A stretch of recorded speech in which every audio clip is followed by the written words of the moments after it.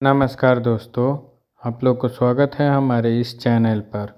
पता है रेलवे में ग्रुप डी की वैकेंसी निकाली गई है 10वीं पास पे। और ऐसे में आप लोग का बहुत ज्यादा कमेंट ये आ रहा है कि फॉर्म भरने में कौन कौन से डॉक्यूमेंट्स आपको लगने वाले हैं। अगर आप SC ST हैं या अगर आप जो है OBC हैं तो हम कौन सा डॉक्यूमेंट्स बनवाएंगे, सेंट्रल वाला या स्टेट वाला, कौन कौन सा डॉक्यूमेंट्स एक्चुअल में आपको सबमिट करना है, फोटो का गाइडलाइंस क्या है, सिग्नेचर कैसे हमें अपलोड करना है और क्या क्या डॉक्यूमेंट्स आपको लगेंगे फॉर्म भरते समय, इसकी हम पूरी जानकारी विस्तार से बताएंगे, गाइडलाइंस के अकॉर्डिंग बताएंगे फ्रेंड्स।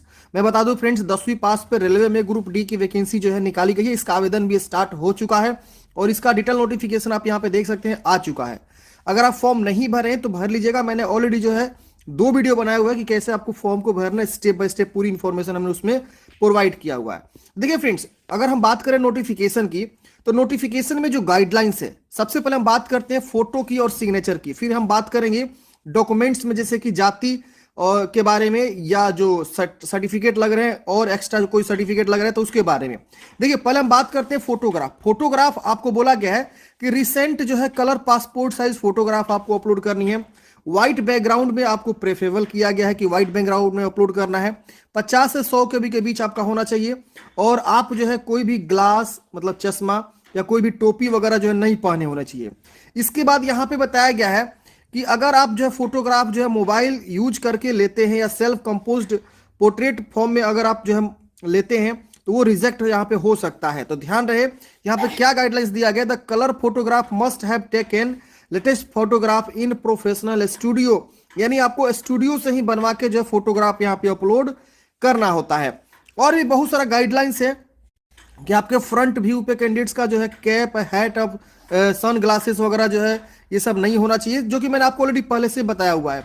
इसके बाद यहाँ पे बताया गया है कि आपको जो भी फोटोग्राफ लेना है वो फोटोग्राफ अपने पास जो है एडवाइस दिया जाता है यहाँ पे कैंडिडेट्स को कि अपने पास जो है 12 कॉपी ऑलरेडी एक्स्ट्रा फोटोग्राफ अपने पास रखेंगे जो आपने अपलोड किया हुआ है। सेम उसी मतलब फोटो को 12 कॉपी एक्स्ट्रा रखना है। देखिए होता क्या है ना, इसमें हर एक स्टेज में फोटोग्राफ की रिक्वायरमेंट होती है। आप रिटन एग्जाम में बैठेंगे, इसके अलावा जो आपका फिजिकल होगा उसमें फोटो की रिक्वायरमेंट होगी, फिर DV होगा, मेडिकल होगा, तो हर स्टेप में आपको जो है फोटोग्राफ रिक्वायर होती है।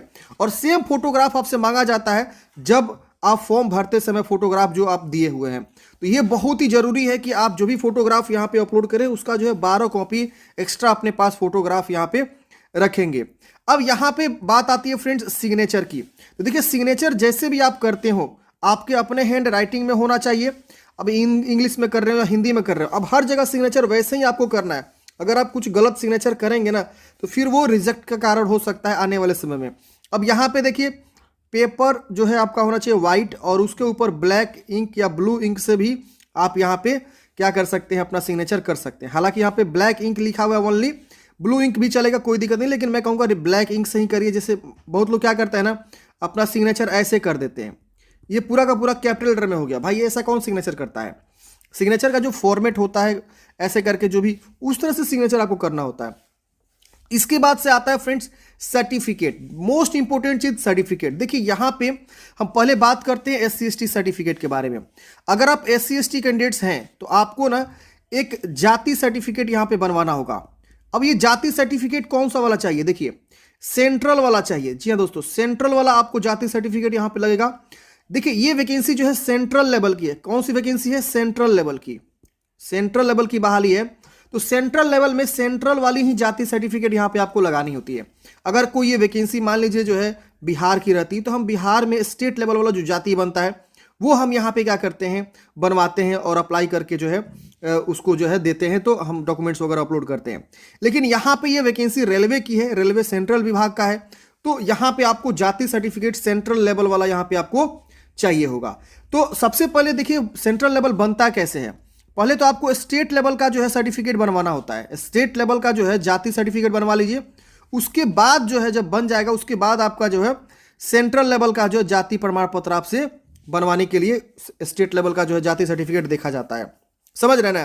तो ये आप बनवा लीजिएगा। इसका ऑनलाइन प्रोसेस होता है, मैंने कई बार आप लोगों को वीडियो में बताया हुआ है। RTPS काउंटर से भी बनवा सकते हैं ऑफलाइन में, या जो है RTPS का जो ऑफिशियल साइट है वहां से भी आप बनवा सकते हैं।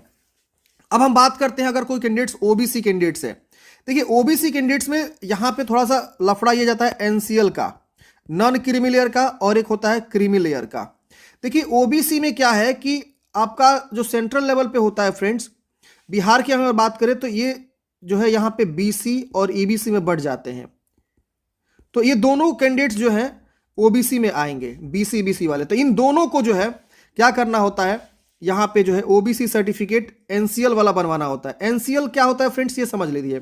जिनकी फैमिली इनकम 8 लाख से कम होती है वो जो है एनसीएल के अंतर्गत आते हैं, नॉन क्रीमी लेयर के अंतर्गत आते हैं। और जिनकी फैमिली इनकम 8 लाख से ज़्यादा होती है वो जो है क्रीमी लेयर के अंतर्गत आते हैं। तो जो फैमिली इनकम 8 लाख से कम है, हमको लग रहा है मोस्टली लोग एनसीएल में ही आएंगे, तो वो क्या करेंगे, अपना एनसीएल जो है सेंट्रल लेवल वाला बनाएंगे। कौन सा वाला? ओबीसी सेंट्रल वाला। जी हाँ दोस्तों, सेंट्रल लेवल वाला। देखिए अभी जो आपके पास डॉक्यूमेंट्स है वो डॉक्यूमेंट्स के साथ जो है फॉर्म भर दीजिएगा। आने वाले समय में रेलवे का एक अपना फॉर्मेट होता है, जब आपका डीवी होगा ना तो रेलवे आपको फॉर्मेट देगा। उस फॉर्मेट में आपको जो है जाति, निवास, ये सब आपको बनवा के देना होता है, या एनसीएल जो भी आपको बनवाना होता है, ईडब्ल्यूएस जो भी बनवाता है वो देना होता है। लेकिन अभी आप जो भी डॉक्यूमेंट्स के साथ फॉर्म भरेंगे वो डॉक्यूमेंट्स भी वहां पे चेक किया जाता है।